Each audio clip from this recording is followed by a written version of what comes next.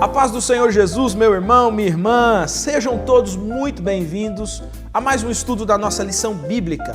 Eu sou o pastor Samuel e é uma alegria receber você aqui na nossa Escola Bíblica Especial.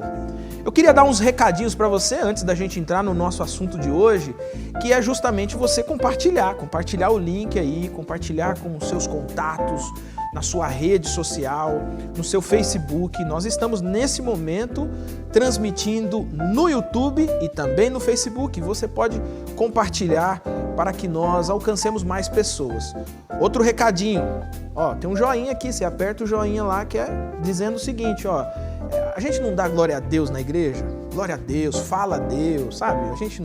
A gente é pentecostal, né? Então de vez em quando a gente fala isso no culto.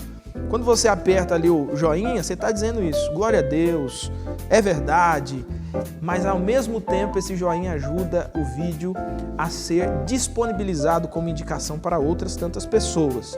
Então, se você acha esse conteúdo relevante, importante e ele tem sido edificador, dá uma curtida ali para que o vídeo alcance mais pessoas ainda, ok?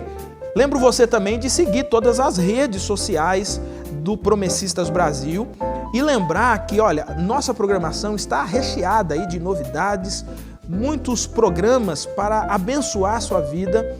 Então, a Agência Promessista de Comunicação está trabalhando incansavelmente. Irmãos, incansavelmente, né? Que vocês não estão vendo, mas eles estão aqui incansáveis para produzir conteúdos, para nos ajudar nessa parte técnica, dirigindo, orientando, para que chegue até você os melhores conteúdos para edificar a sua vida, abençoar você, sua família. Então, meu irmão, além de você seguir lá nas redes, curtir, se inscrever, apertar o sininho, todas essas coisas, lembre-se também de orar, viu? Ore pelo apresentador, claro, né? Mas ore também por toda a nossa agência promessista de comunicação, porque eles têm desenvolvido um grande trabalho para o reino de Deus. Amém? Nós vamos estudar hoje a nossa lição de número 10. E qual é o tema dessa lição? O perigo da pornografia. O tema já chama a atenção, né? Então pega aí a sua lição bíblica, pega a sua Bíblia e vamos juntos estudar mais esse assunto com base na palavra de Deus.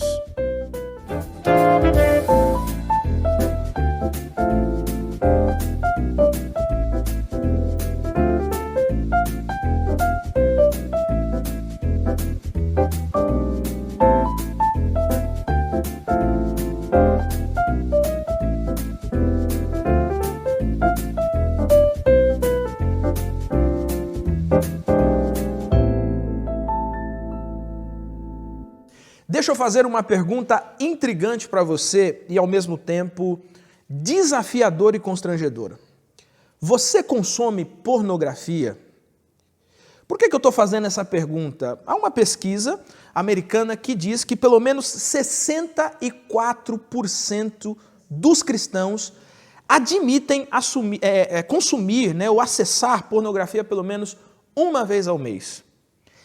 Esse número é tão extraordinário, é um número tão grande, que esse estudo considera que a pornografia entre cristãos é uma epidemia. É algo extremamente sério, que tem não apenas consumido e complicado a vida de algumas pessoas, mas também criado grandes problemas familiares, de convívio social e etc. Em 2018, em uma pesquisa, 22 milhões de brasileiros assumiram consumir pornografia. 6 trilhões, preste atenção no número, gente, 6 trilhões de vídeos pornográficos são assistidos por ano. E obviamente que esses números já estão desatualizados em relação ao nosso tempo de hoje. Tudo isso faz com que esse seja um assunto importante a ser refletido, a ser discutido, mas acima de tudo, esse também é um assunto que nós precisamos abrir a Bíblia e tentar entender com toda a sensibilidade, com todo o cuidado, com todo o carinho pastoral que o tema exige, mas a gente precisa tratar desse assunto. Como podemos combater a pornografia à luz do Evangelho, à luz da Palavra de Deus? Quem vai nos ajudar nessa questão, quem vai nos ajudar na discussão desse tema, mais uma vez aqui com a gente tem o privilégio, de recebê-lo aqui mais uma vez, o pastor Kennedy, que vai nos ajudar nessa reflexão e também nessas respostas. Pastor Kennedy, mais uma vez, seja muito bem-vindo. Amém, pastor Samuel. Quero cumprimentar os irmãos de casa, é sempre uma alegria estar aqui. E mais um tema extremamente importante, relevante e muito sensível, né? Muito sensível. Há um tabu na igreja, no contexto evangélico, com relação a esse tema, mas eu creio que seja um tema de extrema urgência a ser tratado. De forma pastoral, de forma eclesiástica, nós precisamos tratar e nós precisamos falar de pornografia. É um mal terrível que acontece na sociedade de modo geral e a igreja está inserida na sociedade e nós não podemos fingir que isso não acontece, nós não podemos fingir, nós muito menos, porque nós somos o povo da confissão. Se tem alguém, se tem um grupo na sociedade que deve lidar com isso, somos nós, né? Nós devemos ter consciência de que esse pecado é real, de que ele existe na igreja, ele é praticado na igreja e é urgente que nós tratemos a respeito desse assunto e essa lição está sendo bem feliz em tratar a respeito disso. Eu quero aqui adiantar para os irmãos que a ideia aqui não é constranger ninguém. É dar a você que faz uso da pornografia e que tem se sentido já escravizado com ela, dar a você aqui orientações, ferramentas de como se libertar disso. Existe libertação, existe solução, existe vida pós-pornografia. Isso é importante a gente dizer. Amém. Pastor Kennedy, o problema da pornografia é real entre os cristãos? Qual o efeito que o vício comportamental em pornografia pode produzir no cérebro humano? É real e, como diz aqui uma pesquisa, né, esse número cresceu 600% na pandemia. Aqui é lógico que a pesquisa está fazendo um apanhado de forma geral, então significa que dentro do meio cristão também cresceu, né? Pessoas ficam mais em casa, tiveram mais tempo livre, então esse é um problema real. Então o problema da pornografia, se é real entre os cristãos, é real. Nós não podemos ignorar isso. É um problema real, existe e deve ser trabalhado, deve-se lidar com isso. Nós não podemos fechar os olhos, nós não podemos ignorar que esse é um problema real. E é um problema real que antigamente ele estava ligado mais ao público masculino, mas pesquisas mostram que o público feminino tem também sido atraído para a pornografia. Está quase se igualando já, né? Exato. Só nós vermos, assim, de uma forma mais superficial, o sucesso do filme 50 Tons de Cinza. E o público majoritário do filme é o público feminino, né? É um filme absolutamente erotizado, né? É uma dessas coisas que são lançadas nesse mundo perverso exatamente para atrair as pessoas para uma pornografia mais profunda. Né? Então, assim, é real isso entre os cristãos, falando do nosso arraial, é real? É real, é real.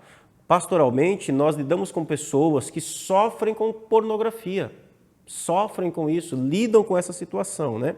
E qual é o efeito da pornografia? Tem um estudo que está aqui na lição, que é interessante, ele diz que a pornografia é tão psicologicamente viciante quanto o crack o é fisicamente. Então, o efeito da pornografia na mente da pessoa, no cérebro da pessoa, é comparável ao efeito do crack para o usuário de crack. A pessoa não consegue parar de usar. Né? É algo terrível. Então, a pessoa viciada em pornografia, ela tem o seu comportamento alterado. E é muito curioso porque a pornografia, como todo pecado, entrega uma coisa que ela não pode, uma promessa que ela não pode cumprir. Ela promete satisfação, alegria, e ela não entrega nada disso. Pelo contrário, o vício em pornografia altera o comportamento de humor da pessoa, há uma alteração de humor, há uma frustração com o próprio corpo, há uma frustração com a própria sexualidade, há uma frustração com a própria essência do ser, né?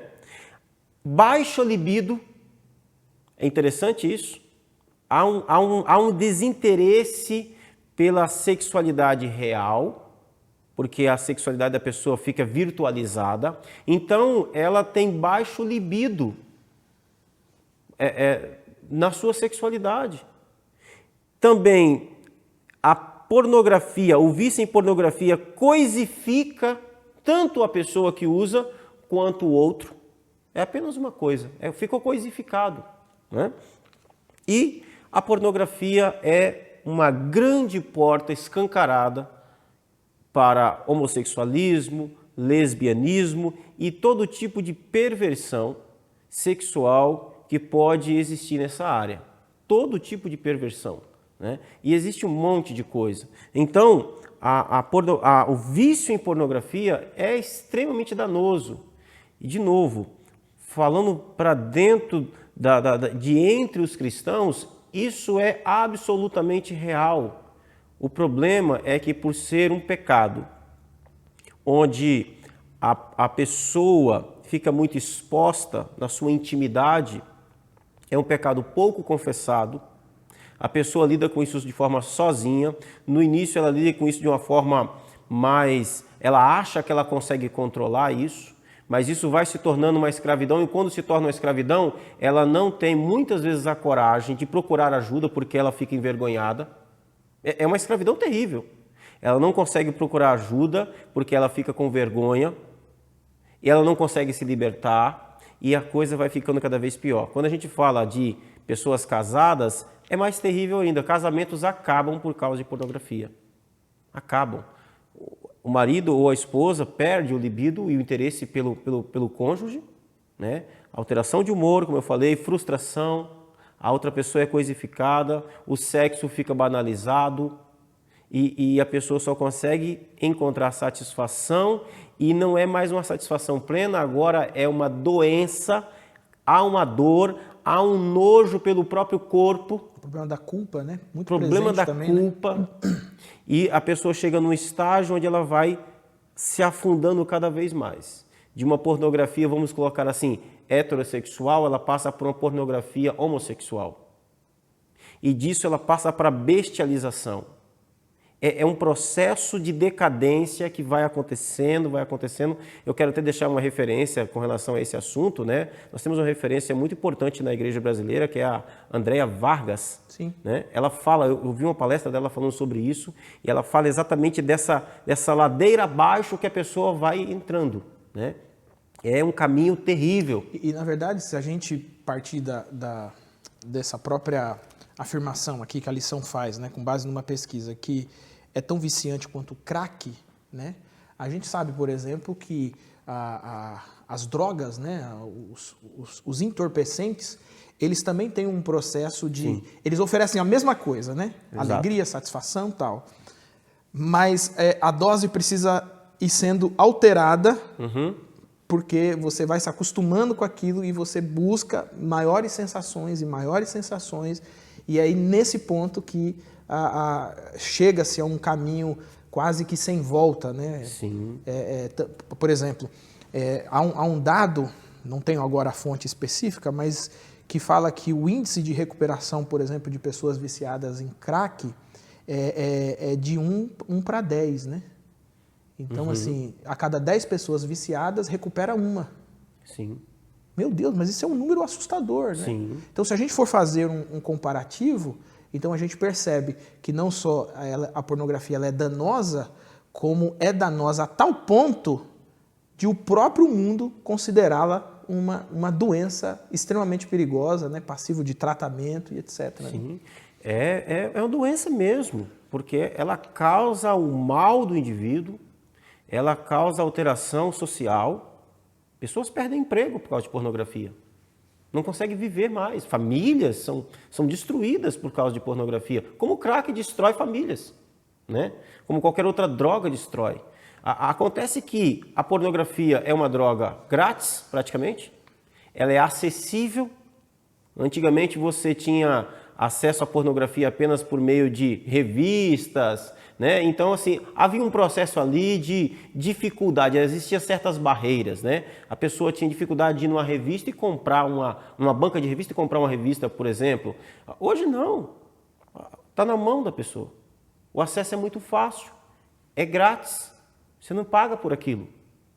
E você tem uma sociedade sexualizada, onde tudo é colocado sexo para ser algo para chamar a atenção para aquele produto, né? Então, e começa exatamente assim. A pessoa começa com uma situação leve e ela vai só se afundando, se escravizando, até chega um momento de um caminho totalmente, uma situação totalmente obscura, escura e terrível, totalmente escravizado. Sim. Pastor Kennedy, a nossa introdução faz uma explicação, né? E eu queria que você nos ajudasse nisso. O que é a pornografia e como que ela pode ser definida hoje em dia? Uhum. Então, a pornografia, tem um trecho aqui que é interessante, né? O termo pornografia significa escrever sobre prostituta, né? É a ideia de alguém que descrevia ou escrevia uma cena erótica, uma cena, enfim, uma mulher, uma prostituta e tal, e aquilo criava assim uma imagem, né? Vem daí, né? Por isso é pornografia, a ideia de grafia de escrever. Uma escrita, né? Então, a pornografia ela pode ser definida como a representação da nudez e do comportamento sexual que é feito através de imagens animadas, logicamente hoje, né? Filmes, vídeos, computador, fotografias, desenhos, textos escritos ou falados. Só para a gente entender que a pornografia não é apenas vídeo, ela tem várias ramificações. Os livros mais vendidos no Amazon são livros de contos eróticos. Custam R$2. Um livro bom de teologia, um assunto bíblico, custa 35. Uhum. Então, assim, por que vende tanto? Porque existe mercado que consome aquilo ali que está escrito. Então, existem esse ambiente, existe esse nicho de escritores que escrevem só contos eróticos. E é um sucesso. Tem gente ganhando muito dinheiro com isso. Então, não é apenas o vídeo. E aqui a gente já começa a ter uma ideia de como é que se entra no mundo da pornografia. Tem várias portas.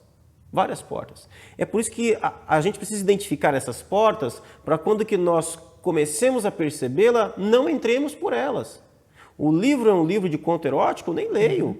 E é interessante isso porque, um exemplo, né? Você está dentro do metrô, se tem uma pessoa ali consumindo um vídeo de pornografia, isso causaria um escândalo em todo mundo, né? Mas se ela estivesse lendo um livro, né? Um livro pornográfico, por exemplo, só com letra, sem imagem, já não causaria, né? Ninguém passaria como uma pessoa intelectual tranquilamente, né? Exatamente. Então, pornografia é tudo isso que descreve uma cena nesse sentido, né? Seja fotografia, seja vídeo, seja escrita, seja... nós temos hoje também, eu estava ouvindo esses dias, procurando aí alguns podcasts nesses aplicativos de áudio, né, de música, e eu encontrei uma série de podcasts de contos eróticos, onde há ali falas, sons, e você tem que imaginar, é lógico, é levado a você imaginar, erotizado, pornográfico. Então você tem um monte de coisa. Sem dizer que o maior universo de todos é o universo de vídeos, né? Como nós vimos, 6 trilhões, né? Só conferir o número, 6 trilhões de vídeos pornográficos. Olha a imensidão disso. Os Estados Unidos é um dos maiores produtores desse mar de vídeos pornográficos que existe. Então, a nossa pergunta aqui, né? O que é pornografia e como ela pode ser definida hoje é baseado nisso. Pornografia é toda seja vídeos, filmes, fotografias, textos, desenhos, áudios que leva a essa erotização, todo esse mundo de perversão sexual. Tudo isso a gente pode definir como pornografia hoje. Pastor Kennedy, continuando aqui, a nossa lição, ela, na pergunta 3, ela entra basicamente, assim, diretamente, melhor dizendo, né, na armadilha e no perigo daquilo que a Bíblia chama de imoralidade sexual. E ela faz aqui uma provocação interessante que eu gostaria que você falasse, né?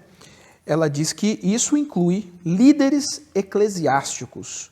Você concorda com isso? Como a Escritura orienta os cristãos nesse sentido? Sim, é uma realidade também. Aqui está falando de pastores, aqui está falando de líderes de ministérios, está falando de presbíteros, diáconos, né? Enfim, toda essa parte da liderança eclesiástica da igreja que infelizmente também acaba caindo nessa situação. Existe um episódio na história recente da igreja de um pastor que foi muito famoso em seu tempo, década de 80, e perdeu seu ministério de uma forma muito triste por causa de adultério. E quando ele conta como foi a sua queda, ele conta que foi começando consumindo, como ele viajava muito, ficava muito tempo fora de casa, passava muito tempo em aeroporto e tal, ele começou a consumir pornografia no aeroporto. Muito tempo de escala ali, esperando o avião, sem nada o que fazer. Ele começou a consumir pornografia no aeroporto, enquanto esperava um ônibus, enquanto esperava um avião ali, no horário de embarque. E da pornografia, ele então vai para o adultério, trai a sua esposa, trai o seu ministério. Era um homem muito famoso, fazia cruzadas no mundo inteiro, evangelísticas, e teve uma queda terrível. Começa com pornografia. Um grande líder, um grande pastor, e começa com isso. Então, é uma realidade também, né? E o apóstolo Paulo, ele escreve sobre isso em Efésios capítulo 5, eu quero ler o texto. Efésios capítulo 5, verso 3 a 7, ele diz assim, olha, que não haja entre vocês imoralidade sexual, impureza ou ganância. Esses pecados não têm lugar no meio do povo santo. As histórias obscenas, as conversas tolas e as piadas vulgares não são para vocês. Em vez disso, sejam agradecidos a Deus. Podem estar certos de que nenhum imoral, impuro ou ganancioso, que é idólatra, herdará o reino de Cristo e de Deus. Então, não era uma coisa que também passava despercebida no tempo do apóstolo Paulo. Em um mundo do primeiro século totalmente sexualizado também, onde você tinha ali prostitutas cultuais, onde nós temos hoje dentro mesmo da arqueologia, imagens daquele período, né? Estátuas mostrando genitálias, imposições de sexo, tudo isso era pornografia. Então, Paulo está escrevendo para uma igreja que via essa realidade, ele diz assim, olha, não haja entre vocês impureza, imoralidade sexual, impureza ou ganância. Esses pecados não têm lugar no meio do povo santo. O que indica que naquela sociedade acontecia de maneira até deliberada, né? Acontecia, né, havia os templos, por exemplo, os templos pagãos, né? Oferecido aos deuses ou deusas, né? Sempre tinha alguma conotação sexual envolvida nos seus cultos idólatras, né? Uhum. E dá a entender, né, nesse texto que os irmãos da igreja, né, ainda tinham algumas dificuldades que ele fala taxativamente que isso não pertence mais ao povo de Deus. Sim, né? E aí Paulo aprofunda isso, dizendo, olha, cuidado até com o que vocês falam, com palavras imorais. Pode ser que esteja na mente do apóstolo contos eróticos, piadas maldosas. Olha, que isso não se encontre na boca de vocês, sabe? Então, Paulo tem tanto cuidado com isso que ele está falando até dessas coisas, né? Ele está falando aqui dos gatilhos. Não, parem com isso. Não é assim. Ele continua no verso 10 e 11, ele diz assim, olha, procurem descobrir o que agrada ao Senhor. Não participem dos feitos inúteis do mal e da escuridão. Antes mostrem sua reprovação, expondo-os à luz. Há aqui, da parte de Paulo, um interesse de que, olha, esses assuntos precisam ser falados, né? Exponham essas coisas. A gente lembra do episódio lá do rapaz da igreja de Corinto. Né? Como é perigoso isso, né? Sim. O sujeito tinha relação com a sua madrasta e ninguém falava nada. O Paulo se escandaliza dizendo, olha, parece que vocês estão até apoiando essa situação, né? E Paulo precisa ali disciplinar o rapaz à distância. À distância, né? Né? Incisivamente. Né? Então assim, tire da comunhão. Tire da comunhão. Precisa ser tratado. Pornografia precisa ser tratada. Por líderes, então, muito mais. Essa pessoa precisa ser tratada, ela precisa ser curada, ela precisa ser afastada. Se é um pastor, ele precisa ser afastado. Se é um pastor que consome pornografia, ele não consegue se libertar disso, ele precisa ter a hombridade de chegar para os seus superiores, confessar o seu pecado, pedir ajuda. Pedir ajuda. Ele está falando diante da igreja de Deus. Ele está pregando a palavra de Deus nos cultos. Ele precisa pedir ajuda. Ele precisa ter a coragem de se afastar. Então, porque é um pecado muito sério. E aqui tem, né, como a Escritura orienta os cristãos nesse sentido. Orienta exatamente disso. Fuja desse negócio. A pornografia, esse é um ponto eu acho que é muito importante de frisar. A pornografia não pode ser normalizada em lugar nenhum, nem na sociedade, muito menos na igreja. Esse é o ponto para mim que o apóstolo Paulo está tratando aqui. Não normalize isso. Não ache isso natural. Não ache isso normal. Existe aí nesse mundo perverso uma ideia que diz o seguinte, você precisa se aliviar. Bom, Deus criou meios para isso. É no casamento, com a sua esposa, com o seu marido. Ah, eu não sou casado. Fuja da aparência do mal. Vai chegar um tempo que você vai casar. Até lá você se segure. A Bíblia diz que Deus nos dá domínio próprio. Ora, ou somos dominados pelas nossas pulsões, ou somos dominados pelo Espírito Santo. Então, tenha domínio próprio. Fuja da aparência do mal. Fuja dos vídeos. Fuja dos gatilhos. Fuja das suas fraquezas. É assim que a gente lida. E não normalizando, não achando que é normal, não achando que é um assunto secundário. Não é um assunto secundário. É um assunto muito sério. Ele não pode ser tratado como menor na igreja, nem entre a membresia da igreja, nem entre os pastores, os oficiais da igreja, de jeito nenhum. Legal. Bom, na nossa pergunta 4, Pastor Kennedy, aqui acho que há em primeiro lugar, uma aplicação de como que a mudança do evangelho, né, a alteração do evangelho produz em cada pessoa, né? Os textos colocados aqui na pergunta 4, Efésios 5:8, 12, 22, 33, descreve a nossa nova identidade em Jesus. Mas responda também, né, comente também, qual é o perigo da pornografia no casamento e qual o padrão para a pureza conjugal. Então, a nossa nova identidade em Cristo Jesus, eu vou ler o texto, né? Efésios 5:8 diz assim, pois antigamente vocês estavam mergulhados na escuridão, mas agora têm a luz no Senhor. Vivam, portanto, como filhos da luz. Então, primeira coisa, Paulo não está dizendo assim, olha, quem sabe Deus fez alguma coisa em vocês. Não.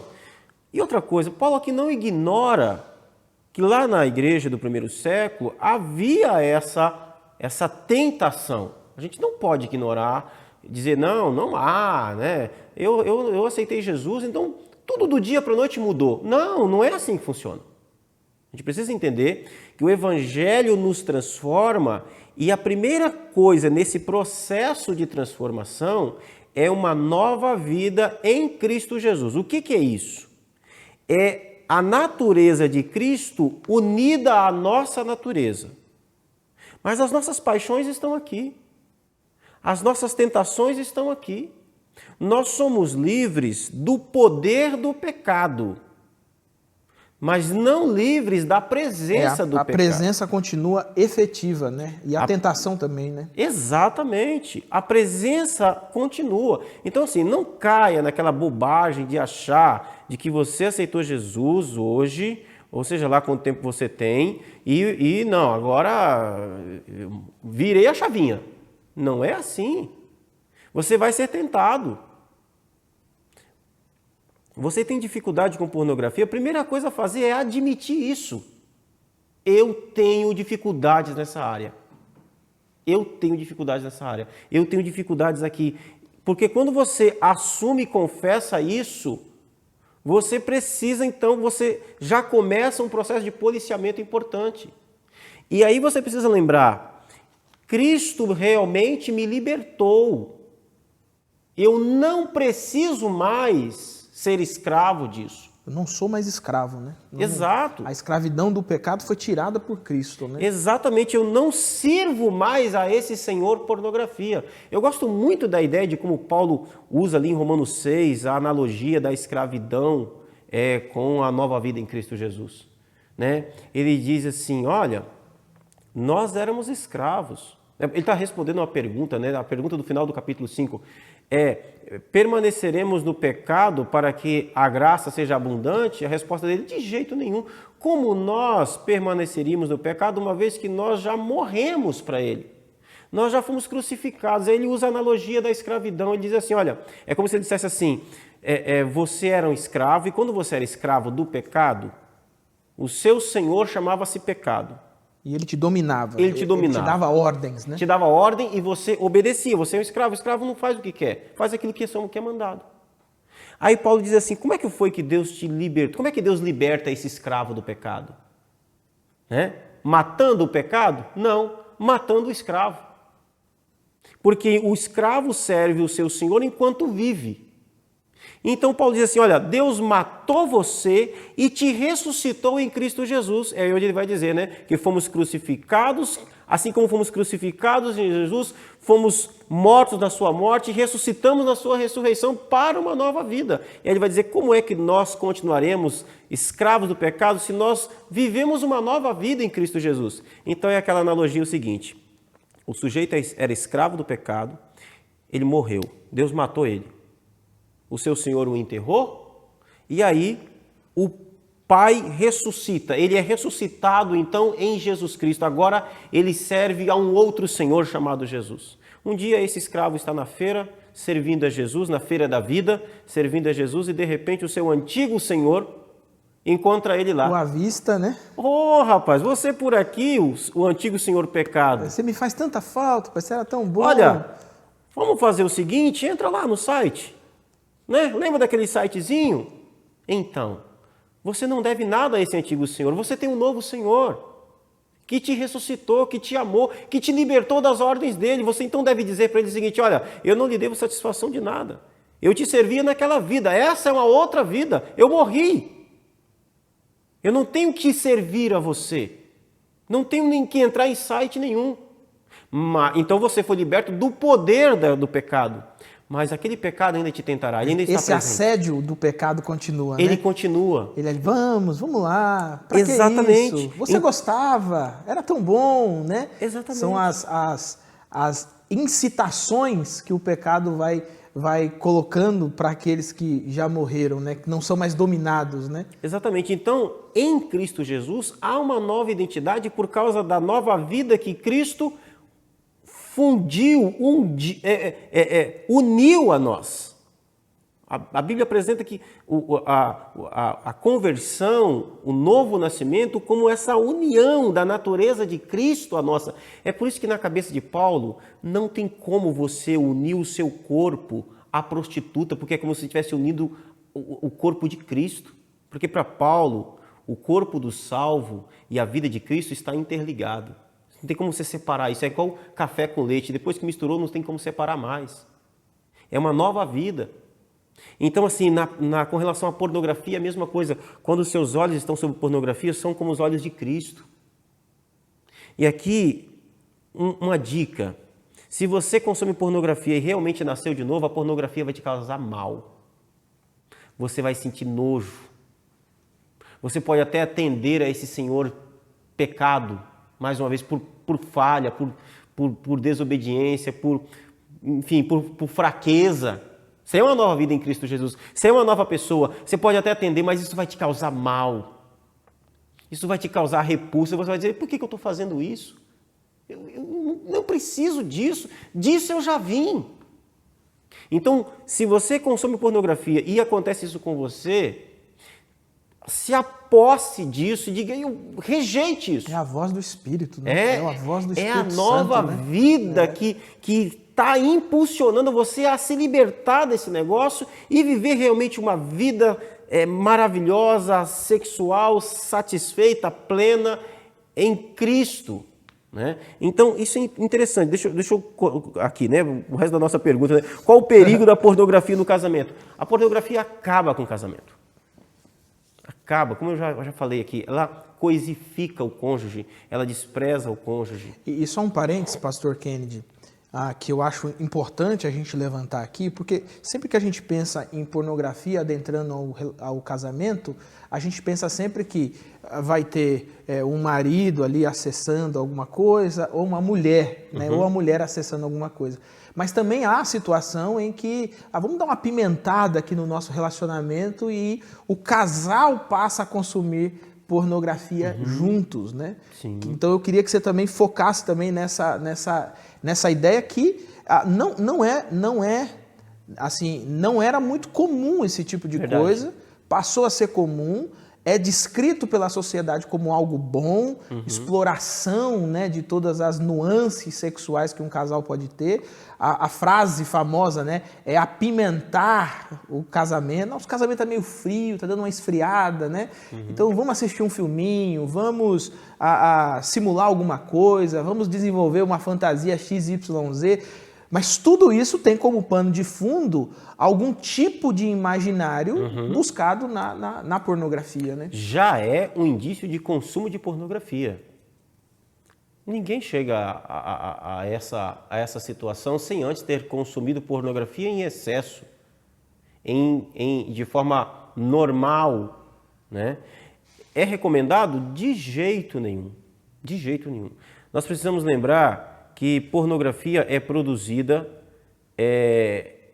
em escala profissional para ser vendido. Imagine um mercado de 6 trilhões de vídeo, a concorrência que é isso. Então isso é produzido, a pornografia é uma ilusão, é uma mentira, aquilo ali não é real, aquilo não é sexualidade humana, aquilo é bestialidade. Quando um casal pega a pornografia para fazer dela uma ferramenta para trabalhar a sua relação sexual, é algo absolutamente terrível, porque isso vai trazer problema para o seu próprio casamento. Os cônjuges vão começar a medir-se. Medir o seu desempenho pelo aquilo que você está vendo no vídeo. Esse é o primeiro grande problema.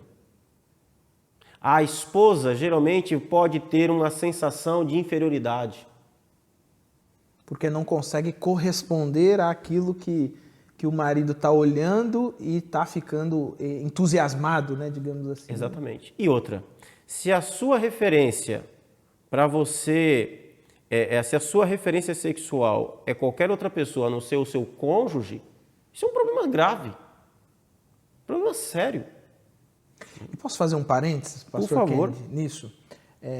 A gente citou lá mais atrás o texto de Paulo falando sobre palavras, né? Sobre palavras indecentes, né? Foi a expressão, né?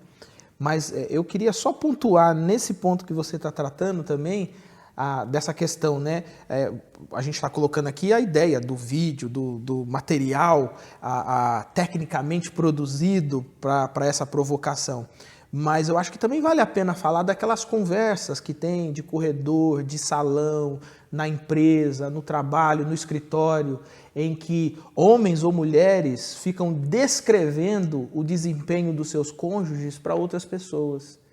Sim. E provocando o mesmo efeito. Uhum. Fulano que é feliz, casado com a fulana, e diz que a fulana faz isso, isso, isso. A ciclana que é feliz, casou com o fulano lá, o fulano é assim, assim, assim. E você promove a mesma coisa. Né? Não tem um filme, não está assistindo um filme, nem nada daquilo, mas a provocação do imaginário a partir daquilo que está sendo dito causa esse mesmo efeito e pode causar um sério problema no casamento. Sim. Né? Primeiro que esse é o tipo de propaganda que não faz o menor sentido, né? Para vender, né? É propaganda de venda, né? Exatamente. Né? Não faz sentido, por exemplo, um homem fazer propaganda do desempenho da sua esposa para um outro homem, né? E não faz sentido em lugar... Na verdade, isso, de certa forma, parece até uma infantilidade, né? Sim. Isso parece coisa de pré-escola, quando o pessoal fica discutindo, né? Fala, meu pai tem um Fusca, o meu tem um Opala, o meu pai trabalha, o meu trabalha... Parece coisa de criança isso, né? Mas nessa sociedade competitiva que a gente tem, até isso entrou na competição. Né? Sim, sim. Mas é porque você tem principalmente um mundo pornográfico que traz a ideia de elevação do padrão de desempenho sexual, por exemplo. Né? Então, assim, qual é o padrão? Qual é o elevado? Quem é o bom de cama? O que é? Né? É o tempo? Enfim, então, aí você começa a medir o seu relacionamento a partir de que padrão? E um padrão totalmente distorcido, né? É o padrão do amigo do emprego, da empresa? É o padrão do ator? É o padrão da celebridade da internet? A gente vê de vez em quando aí, fulano de tal, não sei o que e tal. Falando da sua sexualidade. Qual é o padrão da sua sexualidade, do seu casamento? É o que satisfaz você ali, satisfaz o casal. Esse é um padrão. Isso é único para cada casal. Não existe essa coisa padronizada de tempo, de tamanho de órgão sexual. Isso é tudo, como você disse, infantilidade. Né? Então, assim, ali. Isso demonstra vários problemas. Falta de comunicação, falta de entender o que é sexualidade, orientação, tudo isso. Uma distorção na própria espiritualidade, né, do casamento. Exatamente. Né? Então, assim, um casal que faz uso dessas coisas uso de pornografia para apimentar a relação. Olha, sabe como é que apimenta a relação? Levanta de manhã, dá um bom dia, dá um abraço. Lava uma louça, né? Lava uma louça, leve um presente, sabe? Vai passear no parque, diga palavras amorosas, elogie. Gente, você não precisa de pornografia. Isso apimenta. Eu acho que isso acaba relacionando, né, nesses pontos que você colocou, a pornografia ela parece ser o caminho mais fácil, né? Do que você fazer uma construção permanente como um casal, ela parece ser o caminho mais difícil, né? Poxa, passo a passo, eu faço aqui para colher resultados a médio e longo prazo, né? E aí a pornografia parece trazer uma satisfação muito imediata, muito instantânea, mas ao mesmo tempo a longo prazo trágica, né? A pornografia, eu acho que o grande problema dela nesse contexto de casal, ela bestializa a pessoa. Ela bestializa. Então, assim, apenas pessoas que já foram bestializadas pela pornografia, casais já foram bestializados, conseguem encontrar algum tipo de resultado naquilo dali. Mas, de forma geral, não. Não, ela bestializa a pessoa. Ela vai levar a sexualidade do casal. E outra coisa, né? Vamos pegar aqui, a orientação bíblica é que o leito seja sem mácula. Pornografia não tem nada de belo, Não tem nada de bom. É pecado. Começa por aí. Pornografia é pecado. Você pode levar pecado para o seu leito? Você pode levar pecado para a sua relação sexual? Um casal cristão pode fazer uso de pornografia para apimentar a relação? Não pode. Pornografia é pecado. Você vai estar piorando a situação. Né? Então, assim, não pode, é pecado, é terrível e não vai te ajudar. Não vai resolver nada, pelo resolver. contrário, vai te criar novas dificuldades. Novos problemas, tanto a curtos quanto a longo prazos. Ela vai destruir a sua sexualidade, vai destruir seu casamento. Tenha certeza disso. Legal.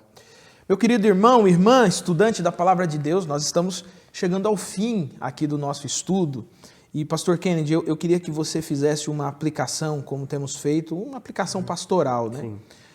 E aí, assim, primeiro, em relação àqueles que possuem, né, foram, de alguma maneira, violentados na sua consciência, na sua mente, pelo acesso por esse conteúdo pornográfico e, por conta disso, lidam com isso até hoje. Mas eu queria também que você desse uma palavra para casais que estão enfrentando essa situação, principalmente não, mas também uma palavra para aqueles que nesse momento, por exemplo, estão tomando uma decisão de mudança, de alteração na vida, ou pessoas que convivem com a culpa por conta de todo esse passado. Que palavra do Evangelho pode aliviar a culpa para que essas pessoas continuem trilhando o caminho no Evangelho com pureza na vida, nos seus relacionamentos? Queria que desse uma palavra sensível, pastoral, para pessoas nessa situação. Bom, o primeiro conselho que eu dou para você, seja você jovem, solteiro ou casado, fuja da pornografia. O apóstolo Paulo, quando escreve para Timóteo, e ele vai falar a respeito dessas coisas, não está falando propriamente de pornografia, mas ele também está falando das questões das impurezas sexuais, das imoralidades, ele diz, olha, foge, Timóteo, foge. Meu irmão, não tente flertar com pornografia.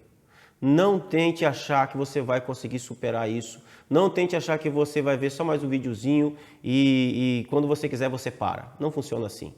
Foge da aparência do mal. Foge mesmo. Foge dos gatilhos. Quais são os gatilhos que têm atraído você à pornografia de novo e de novo e de novo? Você sabe quais são os gatilhos. Foge disso. Ocupe o seu tempo com outra coisa. Você é casado? Acredite. Deus pode restaurar o seu casamento, a sexualidade do seu casamento.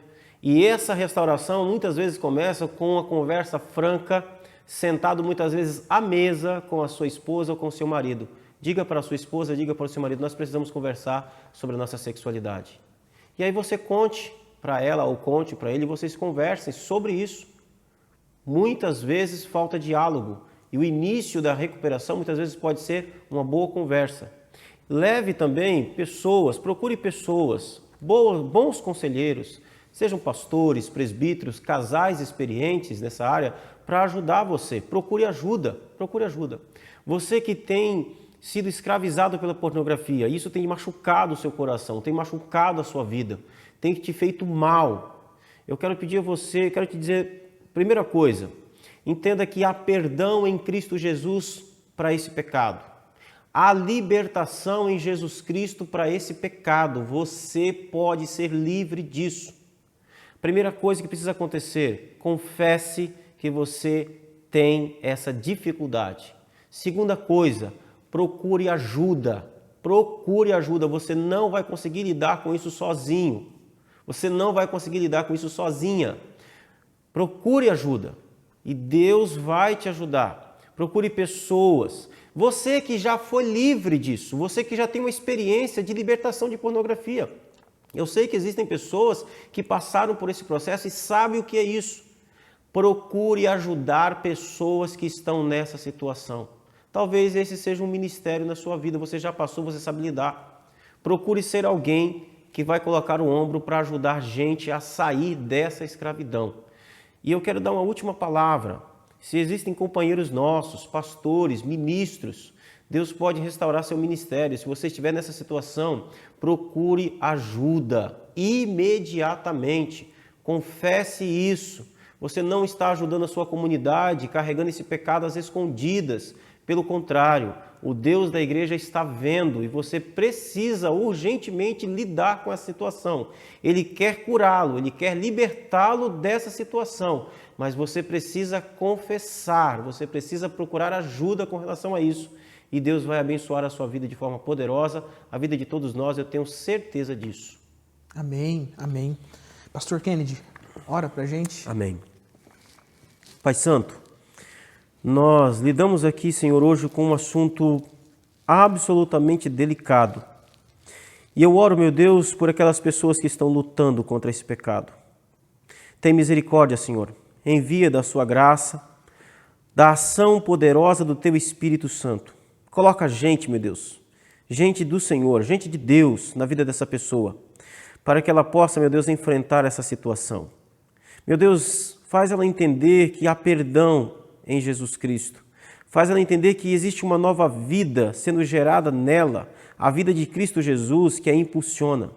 Senhor, faz essa pessoa sentir verdadeiro nojo, Senhor, dessa situação.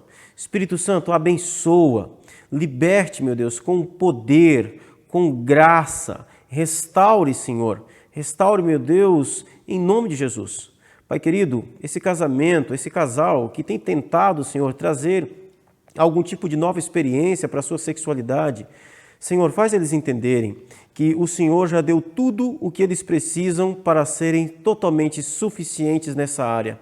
Deus Santo, tem misericórdia, Senhor. Tem misericórdia, meu Deus, também dos seus ministros, homens de Deus que o Senhor levantou, que o Senhor chamou para o ministério e que se encontram, meu Deus, escravizados nessa situação. Senhor, tem misericórdia da vida deles, tem misericórdia da sua igreja, do seu povo, em nome de Jesus.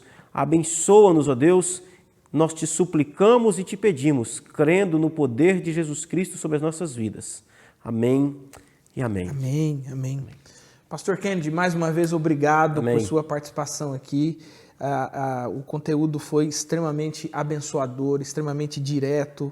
Eu tenho certeza de que essa lição aqui, e aí a gente tem um assunto ou outro que ele parece ser um pouco mais assim, difícil de ser tratado, sim, né? Sim. Uhum. Mas eu tenho certeza de que Deus usou essa lição para alcançar pessoas e que essa transformação de Deus possa dar muitos benefícios a muitos casamentos, a muitos novos casamentos que Amém. surgirão entre os adolescentes que estão passando nessa caminhada, os jovens que ainda vão se casar também. Então, que Deus abençoe a sua vida, o seu ministério.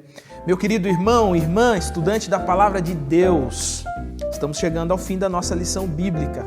Você foi abençoado, impactado por aquilo que nós tratamos aqui hoje. Que Jesus abençoe você, que Jesus ajude você nas suas decisões e que a sua vida seja vivida para a glória do nome dEle. Lembro você que a Escola Bíblica vai ao ar às quartas-feiras, reprisa no sábado. Eu encontro você na próxima semana. Que Jesus te abençoe e bons estudos.